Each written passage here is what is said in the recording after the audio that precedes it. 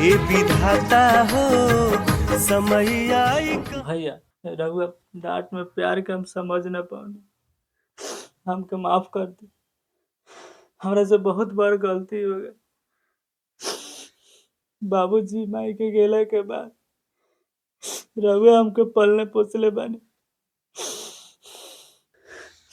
हमके कैसे पलने पोसले बानी ये बात के हमरा ध्यान ना रहे।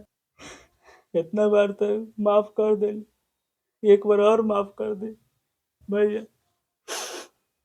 रहुआ जन चाहत बानी वहू से बढ़ करके देखा। हर झार लोर झारे आवतारो बाई, ये विधाता हो समय आई कोनो बात ना देवर कहाँ जी, लेके जाई। कम से कम रउआ के इतना समझ में आइल न। चलिए हम खाना काट देता, नहीं रउआ खा ली। भाभी रहुआ हमारा बैग पैक कर दे, हम आज के आज अभी कभी हम निकल। निगिया के खेला समझ में न